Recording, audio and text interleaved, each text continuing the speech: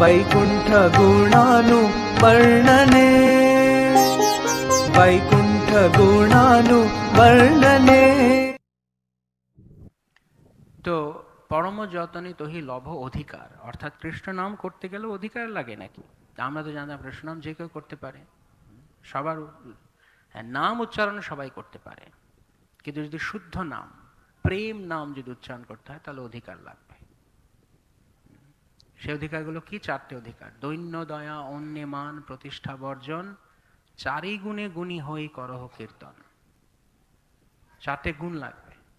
যদি চার গুণে গুণী না হয়ে কীর্তন করা হচ্ছে তাহলে সেই কীর্তন অনেক দিন ধরে চলতে পারে, কিন্তু তাতে প্রেম উৎপন্ন হবে না।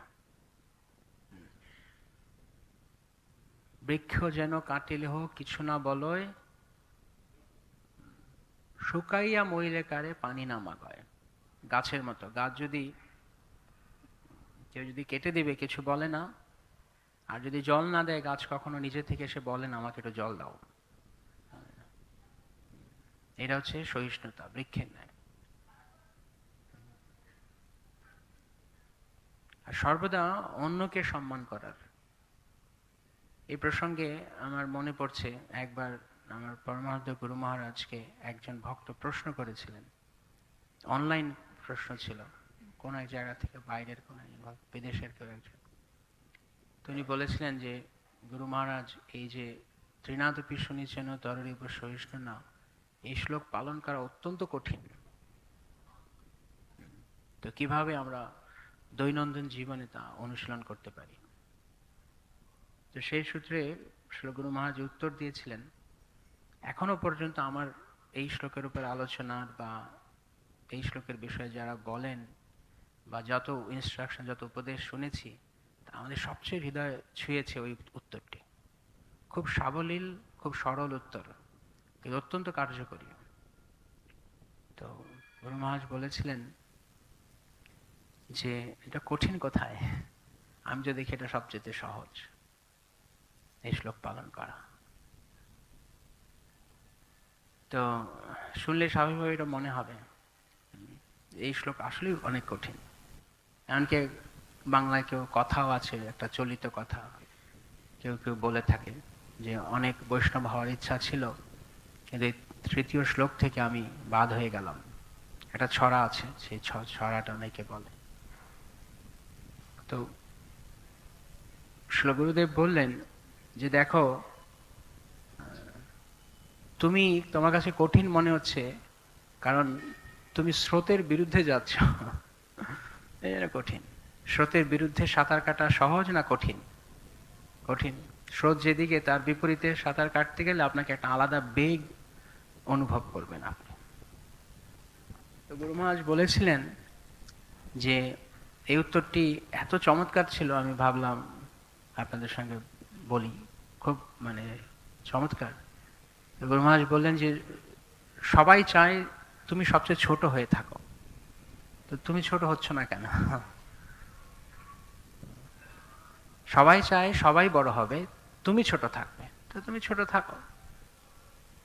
সকলেই চায় কেউ সহ্য করবে না, সব সহ্য তুমি একা করবে, তো তুমি সহ্য করে নাও।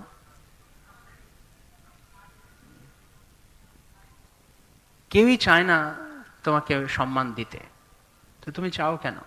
চেয়েও না। কেউ দিতে চাইছে না, তুমি জোর করে পেতে চাইছো, সেই জন্যই তোমার কাছে কঠিন লাগছে। আর এই জগতে কেউই অন্যকে সম্মান দিতে চায় না, নিজের সব সম্মান পেতে চায়, তো তুমি দিয়ে দাও। ওরা সম্মান চাইছে, দিয়ে দাও। সহজ হলো না?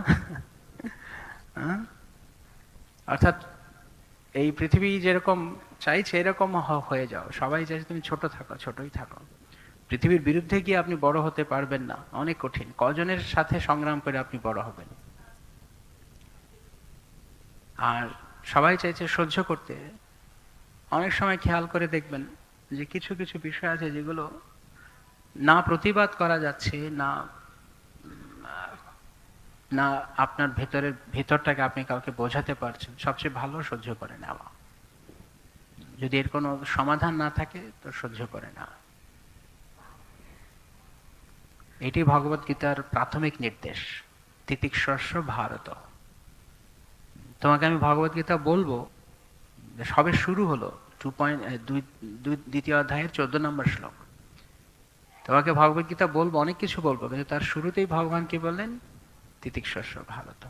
কারণ এমন হতে পারে এই ভগবত গীতা পুরোটা শোনার পরেও তোমার কিছুই পরিবর্তন না হতে পারে।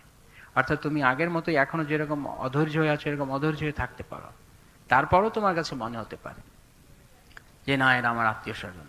তারপরেও তোমার কাছে আসক্তি আসতে পারে। সহ্য করো, সহ্য করা। তো এই সহিষ্ণুতা অনেক বড় একটি গুণ। সহিষ্ণুতা যেখানে নেই, সেখানে কিছু আশা করা যায় না। বাংলায় একটা কথা রয়েছে, যে সহে সে রহে। হরে কৃষ্ণ। শিল প্রভুপাদ কি জয়।